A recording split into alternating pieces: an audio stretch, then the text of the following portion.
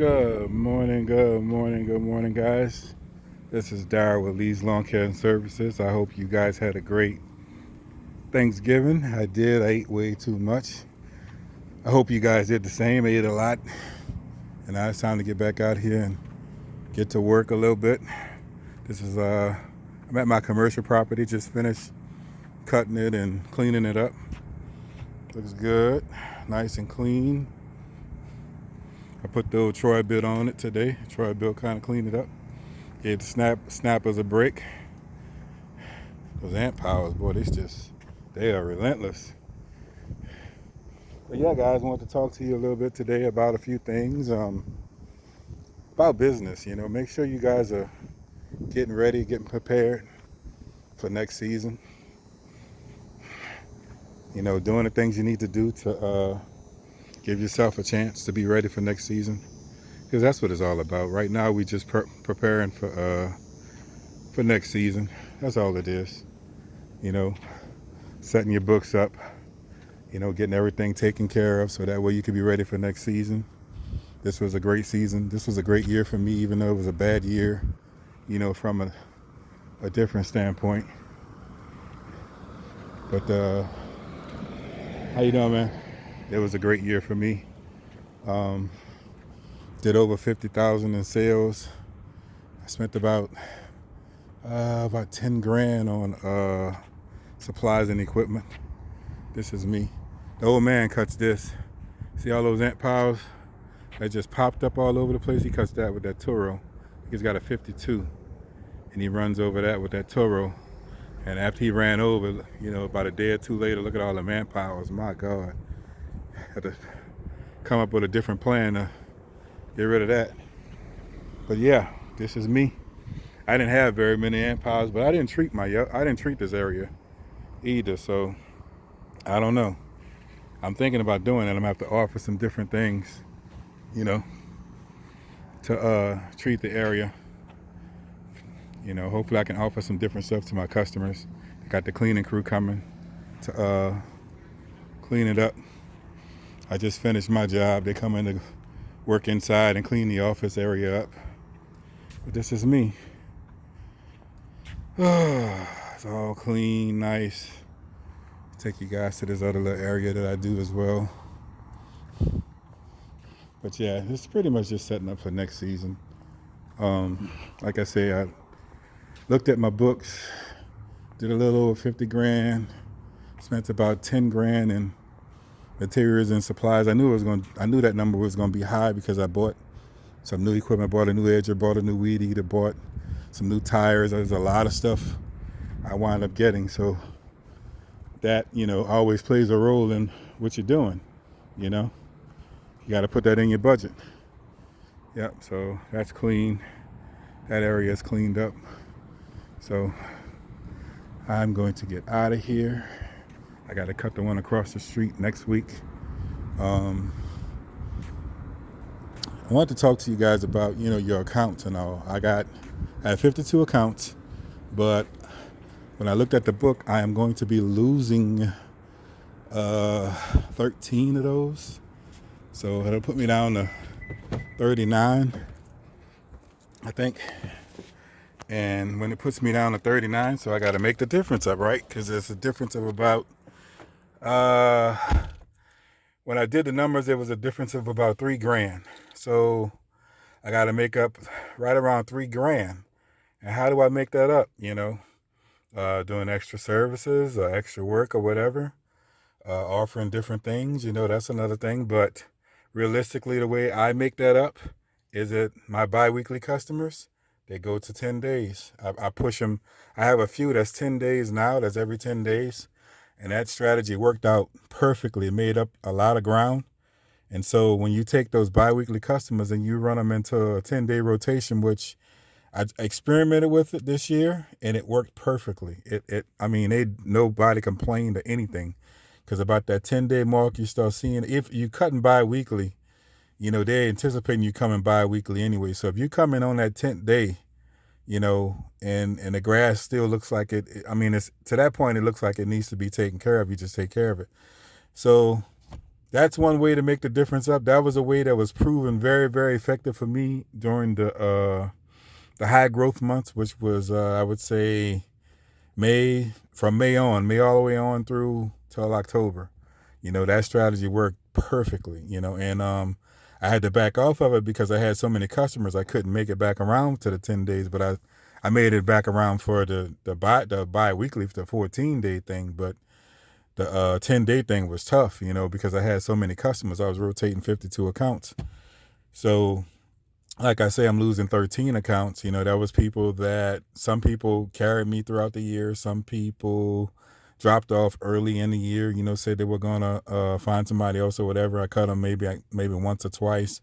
But I keep that all on there because that was all profit during the time. So I don't batch out my books until, till the last day in this year. And then I batch out the books. Everybody goes to zero, and I take the customers out of the system that's no longer in the system, so that way they won't be there, And another thing I'm going to start doing that I would like to do is start putting like dates when I get the customer. I'm going to start putting that in the system as well, because that's not in there.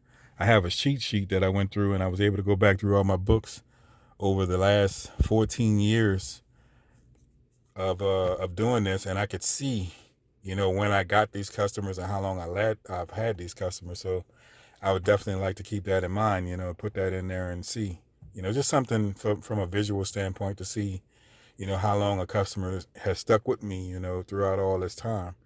And, that's good to me because that tells me, hey, my brand is pretty decent if I got customers from the beginning and I still have them all these years. So I'm going to do that as well. But yeah, that's how I plan to make the difference up. I mean, I don't care for doing gardens, but I can do them if I want to. I trim shrubs, not frequently enough, but I do trim them. That's just something extra if I want to do. Now I do like pressure washing and all that. So I catch those type of jobs as well, which helps me keep going. And of course, guys, I drive Uber and I drive Lyft, so that helps me as well, going throughout the year. But yeah, so that's, like I said, that's one way that effectively I know I can make the difference up. And then every year you always gain new customers and all that good stuff.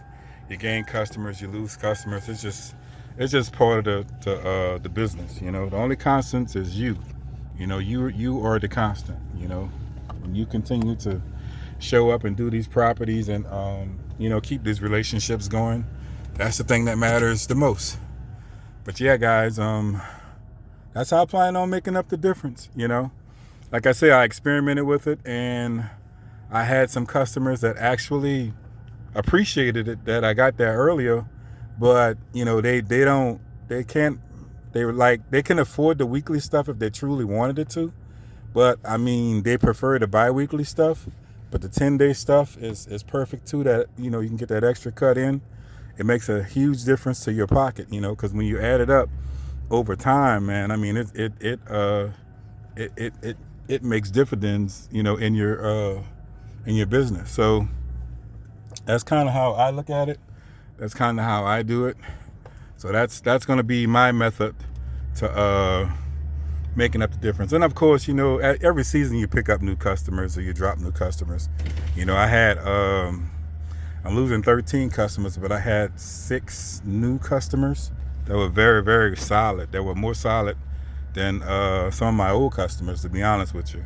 So, because when you get new customers, they get a new price point, and, you go from there. They get a different quote, new price point, and you're a little bit more, I would say, rigid because they're new. So you kind of start off a certain way with them, as where your old customers, they're more flexible, and you kind of, you work with all your customers, but your older customers, if they run into a situation or something, it's like, okay, well, they're more like family. So you might do some things for them, that you wouldn't do it as much for the new customer because they're new. They have to be broken in, and get used to your system and all that type of stuff, So that's kind of how I look at it.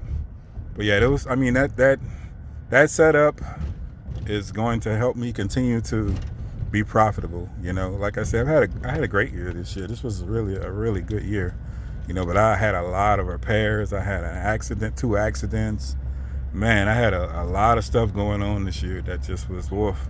It was rough, but you know, for the most part, when I sit back and I look at that stuff, it's like, how often does that happen? Man, it almost rarely ever happens. It happens, but it's very, very rare. You know, all the years and seasons I've been through, this was the first time I've ever had a year where I've had 2 accidents.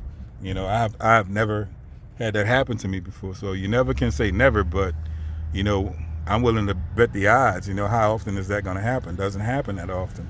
You know, and then when it comes to other things, you know, like I buy tires I would say every year, I guess. You know, you buy tires just to keep things going. Trailer tires, you know, a machine tire you might have to get. You don't have to get them too often. Truck tires, you know, truck repairs, that type of stuff. You know, it's just part of the business. You know, from my standpoint, it's just part of the business.